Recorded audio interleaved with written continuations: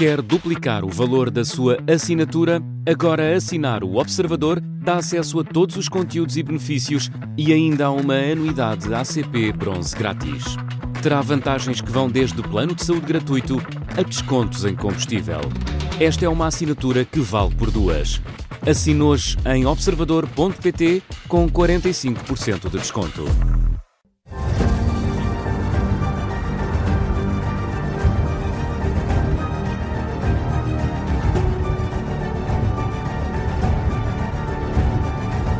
Começa agora o Domínio da Guerra da Rádio Observador, sempre com o Major-General Arno Moreira. Bom dia, olá, bem-vindo. Muito bom dia a todos. Além de nos ouvir na rádio, também nos pode seguir com a imagem, através das nossas redes sociais ou pelo site do Observador. General, na semana passada fizemos aqui um extenso desenvolvimento da situação militar em Pokrovsk e falámos da capacidade militar russa em infiltrar combatentes no interior desta cidade ucraniana. General, uma semana depois, que atualização podemos fazer em relação ao que se passa no terreno? Pois, bom, esta é uma semana que poderíamos definir como uma semana horríbilis para a Ucrânia. Tudo o que podia correr mal está a correr. Do ponto de vista político, pela questão do escândalo e da corrupção que obrigou à demissão, ou pelo menos à suspensão, de dois ministros, da Ministra da Justiça e do Ministro da Energia. Bom, talvez uma nota rápida sobre isto. Zelensky tem que explorar uma questão aqui, que é mostrar que os mecanismos que estão montados na Ucrânia para o combate à corrupção funcionaram.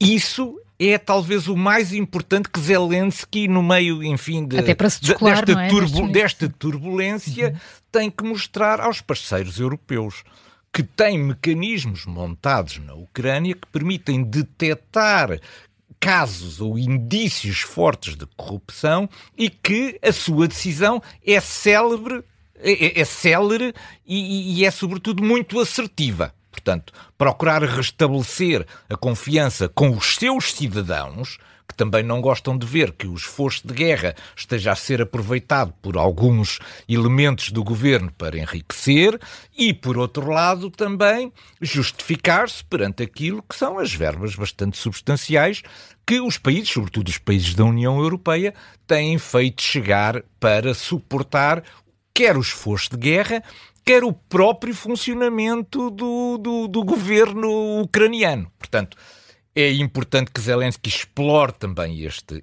segundo lado, o lado de que tem instalado um conjunto de mecanismos que permite alertar para indícios eventuais de fraude com os fundos que estão destinados à guerra. Portanto, este é o aspecto de natureza política, talvez que foi mais complicado. Do ponto de vista... Mas a semana também é horrível porque, do ponto de vista militar, a situação piorou muito rapidamente. Não é surpresa por aquilo que nós já aqui mostramos durante a semana passada, mas esse processo foi-se desenvolvendo e a situação está agora mais degradada. Bom, olhamos um bocadinho para essa situação. A Federação Russa tinha conseguido introduzir em Pokrovsk, em pequenos grupos, como aqui referimos na semana passada, um conjunto de combatentes, o que tinha mudado o aspecto e a tipologia de guerra que se desenvolvia dentro de Pokrovsk. Essa introdução destes elementos de combate perturbou as operações normais de operação dos drones, que era, digamos, o ponto forte das operações militares que a Ucrânia desenvolvia a partir de Pokrovsk, que era criar uma faixa à volta de Pokrovsk onde nenhuma força da Federação Russa conseguia entrar sem ser atingida pelos drones todos que a Ucrânia utilizava. A partir do momento em que entraram combatentes dentro da cidade, o tipo de guerra mudou, porque agora foi preciso fazer face a um outro tipo de combate de natureza urbana.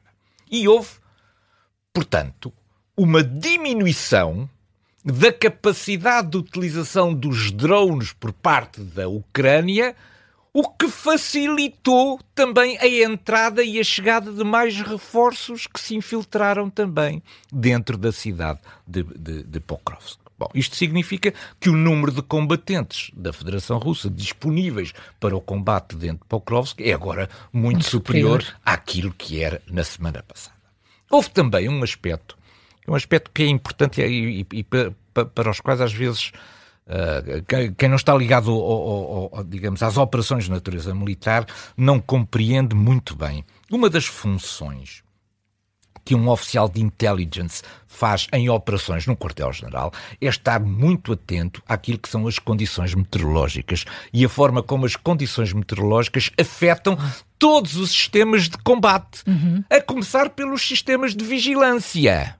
Os sistemas de vigilância são quem permite depois atribuir missões de combate à artilharia, aos drones, etc. Ora, o que é que se passou nestes últimos dias? Caiu um intenso nevoeiro sobre a região de Pokrovsk. Isto é, os sistemas de vigilância deixaram de ter capacidade de perceber onde é que estavam a ser realizadas as infiltrações. E as próprias operações de combate dos drones tornaram-se impossíveis no meio de todo o nevoeiro que caiu. Isto é, as condições meteorológicas também afetam profundamente a condição de utilização dos meios à disposição da Ucrânia para poder, enfim, procurar garantir ou isolar a chegada das forças da Federação Russa ao interior da cidade de Pokrovsk. Portanto, o cerco não está ainda completo, isto é, as duas pontas da pinça ainda não se tocaram, mais próximo do que a semana mas está passada, mais perto que a semana passada. Portanto, neste momento, de acordo com aquilo que eram as medidas feitas há cerca de um dia, de 24 horas, as duas pinças estavam já a menos de 10 quilómetros uma da outra. Isto é, já quase cercaram as forças, não cercaram completamente, mas a 10 quilómetros já é possível ter a Federação Russa dispor do controle através de fogo, de fogos, de artilharia, nomeadamente, sobre as rotas de evacuação e sobre as rotas de abastecimento. O que significa que a situação, do ponto de vista tático e operacional em Pokrovsk, degradou-se significativamente desde a última semana. O que é que se passa a partir de agora? Bom, o que se passa a partir de agora é uma das manobras mais complicadas que existe no domínio das operações militares. É uma operação de retirada. É que as operações de retirada fazem-se... É preciso virar as costas. Era isso que eu estava precisamente a pensar. Como é que se vira costas? Como é que se vira costas ao inimigo quando se tem que o combater? Portanto, a operação de retirada é uma operação complicadíssima que muitas vezes obriga ao emprego de outras forças suplementares para garantir que aquelas forças que estão cercadas têm a capacidade para sair em segurança. Mas, enfim, a operação é muito complicada. Vamos certamente acompanhar isso em próximas edições. General Arno Moreira, temos seguido com detalhe, de facto, a evolução da situação militar na Ucrânia, mas importa também observarmos os reflexos que esta guerra tem tido na economia, na sociedade russas. É verdade que os indicadores económicos divulgados pela própria Federação Russa sugerem aqui uma rápida degradação? A verdade é esta. Nós somos muitas vezes acusados pela propaganda russa de andarmos a inventar coisas sobre a Federação Russa. Então vamos ver o que eles dizem. Mas o que nós fomos fazer nesta intervenção, fomos estudar os números dados pela Federação Russa. Pela Federação Russa. Portanto, assim já não estamos a inventar. Já não estamos, os malvados dos ocidentais já não estão a inventar. O que estão é a interpretar aquilo que são os dados fornecidos pela Federação Russa. E porquê? Porque no princípio de outubro, o governo russo publicou uma espécie do resumo do seu orçamento para 2026 até 2028. E, portanto, é sobre estes números publicados que agora vêm os nossos comentários. Portanto, não há aqui invenções ocidentais. O que fica evidente da análise deste documento, do resumo do Orçamento Federal, que o principal problema económico da Federação Russa hoje em dia é o seu déficit. O seu déficit. E há 5 ou 6 razões que levam a olhar com atenção para isto. O primeiro não é a primeira vez que o orçamento da Federação Russa apresenta um déficit. Na verdade, tem déficits acima dos 2% há 7 anos consecutivos. Há 7 anos consecutivos que a Federação Russa não consegue equilibrar as suas contas. O déficit para 2025, portanto, para este ano, teve que ser revisto em alta. Está neste momento previsto para 2,6%. Isto é um déficit brutal, 2,6%, porque se soma aos déficits anteriores que foram sendo verificados. A Federação Russa entrou para 2025 com a esperança de manter o déficit por volta de 1% ou inferior a 1%. Isto já estourou completamente, já vai nos 2,6%. Para o ano que vem, projetam um déficit de 1,6%. Mas se for como este ano... Mas se a guerra continuar, isto é impossível. Isto só seria possível no caso de a guerra terminar e de toda a loucura que tem sido a indústria e o investimento que vai absorvendo a indústria de guerra alterar-se rapidamente. Portanto, para o ano prevê 1,6%, mas isto parece um número irrealista em face das condições existentes. Bom, um país que tem um déficit de 2 a 3% é um país que tem dificuldades económicas graves. No caso da Rússia, isto assume uma particular gravidade. Porquê?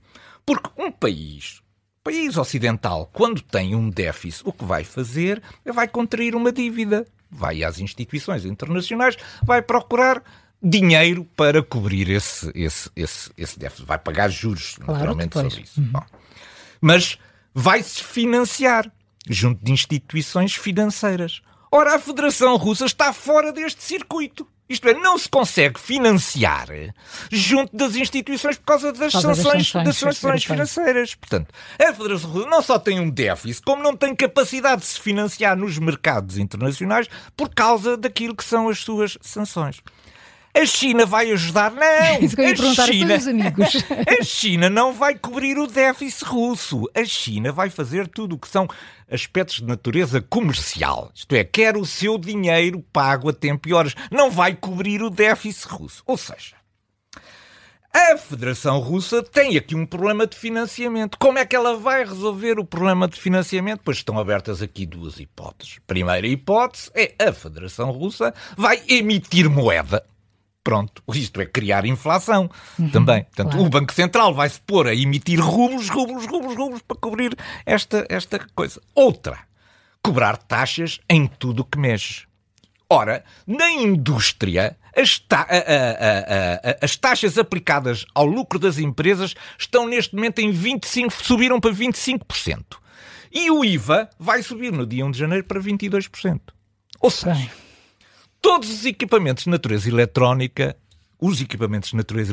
vão ter uma sobrecarga, uma sobretaxa especial. E os automóveis vão passar a pagar uma espécie de taxa de reciclagem.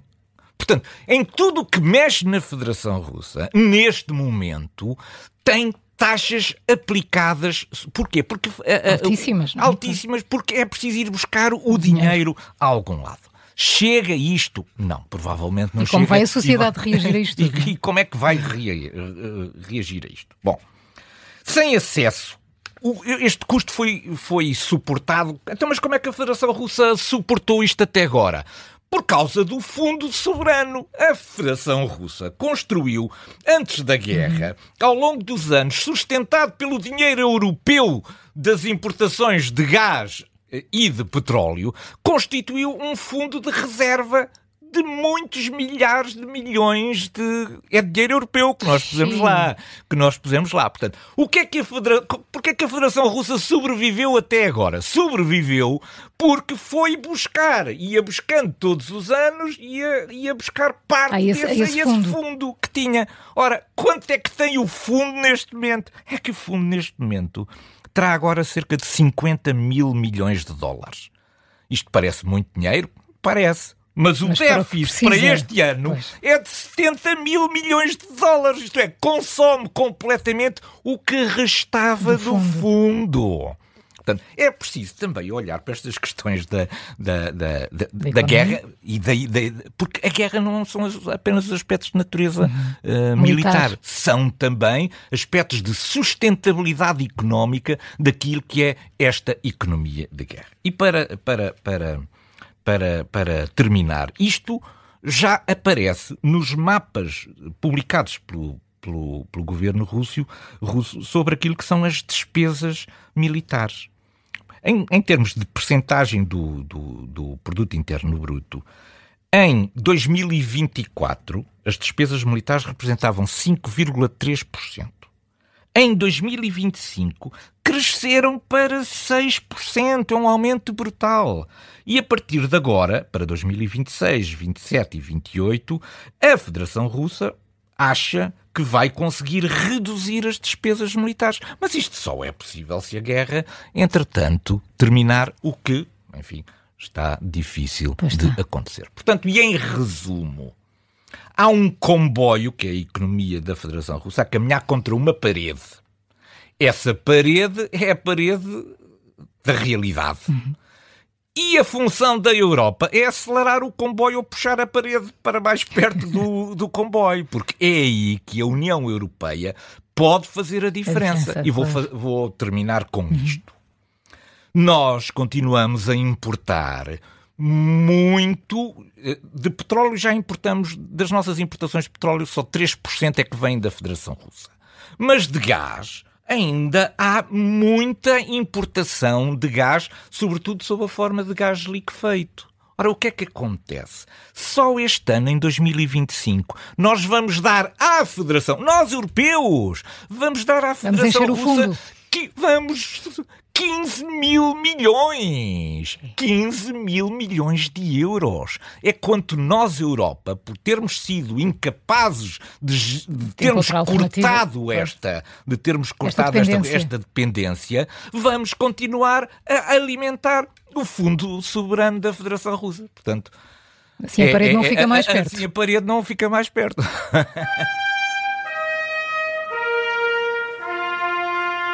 Na semana passada, os nossos ouvintes devem lembrar-se, terminámos aqui o nosso programa a perguntar se alguém tinha visto por aí Sergei Lavrov, o ministro russo dos Negócios Estrangeiros, depois de vários dias de desaparecimento, eis que surgiu de novo Lavrov. General, afinal, que cortina de fumo foi esta que nos foi lançada pelo Kremlin? Esta história, assim que ele apareceu... Sim, esta história é muito interessante. Primeiro, não houve nenhum dos nossos queridos ouvintes que tivesse entregado Lavrov. Portanto, não. Lavrov não andava por aqui.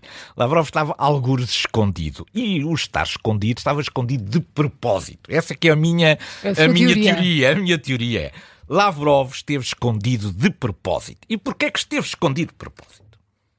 Porque Putin não gostou nada de se ter perdido o seu maior aliado na guerra contra a Ucrânia, que é Donald Trump. Ponto. Donald Trump é o grande ativo que a Federação Russa tem para conseguir manobrar e sair entre os pingos da chuva nesta sua guerra contra a Ucrânia. Ora, o que tinha acontecido depois do telefonema entre Lavrov e Marco Rubio foi que os Estados Unidos cancelaram a reunião de Budapeste. Ora, a reunião de Budapeste era fundamental para Putin. Primeiro, para mostrar que, afinal, podia viajar na Europa sem ser detido. Depois, porque iria dar força a Orbán contra a União Europeia. Uma machadada na União Europeia. E também porque, na verdade, a Rússia acabou sancionada, que era uma coisa que ainda não tinha acontecido até ao momento. Ou seja, Putin ficou, do meu ponto de vista, furioso com o facto de se ter perdido o controle sobre os Estados Unidos da América. E para mostrar que tinha sido a inflexibilidade negocial de Lavrov que tinha conduzido a este desfecho, tinha necessidade de transformar Lavrov no homem mau de tudo isto, no inflexível, Para quê? Para que ele, Putin, aparecesse? Não. Isto foi a posição de Lavrov e agora vai ser castigado por isto. Não é essa a minha posição. A minha posição é de negociar, é de conseguir pontes e entendimentos. E, portanto, nesse sentido, ele precisava de alguém que assumisse aquilo que era aquilo que ele próprio tinha definido em Anchorage, que era manter a maximização dos objetivos que a Rússia exigia. Portanto, o que é que ele fez? Como os Estados Unidos reagiram mal a isto, ele pôs Lavrov de castigo durante este castigo, enfim, é simulado. É simulado, é castigo. Pôs Lavrov de castigo para dizer: desapareceu durante um tempo. Lavrov, o inflexível, está de castigo porque não soube transmitir a mensagem que eu, Vladimir Putin, tenho, que é uma mensagem de diálogo, de chegarmos à paz, etc. Portanto, o desaparecimento de Lavrov é um ato de cortina de fumo imensa, é um teatro montado para mostrar que a posição inflexível que foi mostrada não é a posição da Federação Russa. Foi o disparatado de Lavrov, foi o disparatado de Lavrov que foi transmitir uma posição que não é verdadeiramente a posição de construção e diálogo pela paz que a Federação Russa tem em Vladimir Putin. Isto é fantástico, mas é assim que eu vejo este processo de construção. Portanto, isto foi uma enorme cortina de fumo.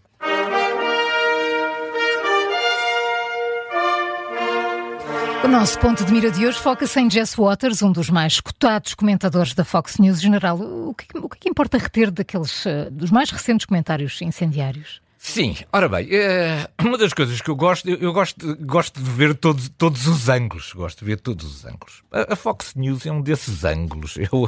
É um desses ângulos extremados para perceber um bocadinho também o movimento MAGA e o que é que o movimento MAGA ultrapassa largamente Donald Trump. Não é? Portanto, há muita gente a contribuir ideologicamente para este movimento. E a Fox News, digamos, é o grande canal de televisão onde o movimento MAGA se sente em casa. Ora, Jesse Waters é uma personalidade que, enfim, nós aqui no Ocidente conhecemos mal, pelo menos na Europa, mas nos Estados Unidos é uma personalidade relevante, figura relevante. Ele tem um prime time na Fox News e, além disso, é co-host de um outro programa também de grande audiência. Ora, Jesse Waters, para vermos o nível a que chegamos, conseguiu construir uma frase que tem 4 pontos com 4 ideias absolutamente erradas. Primeiro momento da frase. We don't need friends. Nós não precisamos de amigos. Mas isto existe em algum lado. Há alguém que não precise de amigos no sistema internacional? Há algum país que não diga nós e o outro país, nós somos amigos, temos uma amizade histórica, cultural, longos laços de amizade. Toda a gente fala. O próprio Donald Trump não fala das suas amizades. Portanto, todos precisam de amigos. Segundo, se tivermos que queimar algumas pontes com a Dinamarca para termos a Groenlândia, que seja. Isto é, we don't need friends. Não, we don't need friends. Mas a Dinamarca teve 40 e tal mortos ao combater ao lado dos Estados Unidos no Afeganistão. E mais aí uns 7 ou 8 Mas agora o foco é a Groenlândia. Bom, terceira ideia. Nós deitámos bombas atómicas sobre o Japão e agora eles são nossos aliados. Quer dizer, podemos tratar mal os nossos amigos, porque no final eles continuam a ser nossos aliados. Quarta ideia. A América não está aprisionada pela história. Não está. Mas há uma coisa que a América devia estar. Era aprisionada pela decência. E isso... Isto parece não estar a acontecer. Se isto fosse na BBC, General. Se fosse na BBC. General Arnão Moreira, obrigada por mais um Minuto da Guerra. Muito obrigado. Até para a semana. Bom fim de semana para todos. Obrigada. Muito obrigado.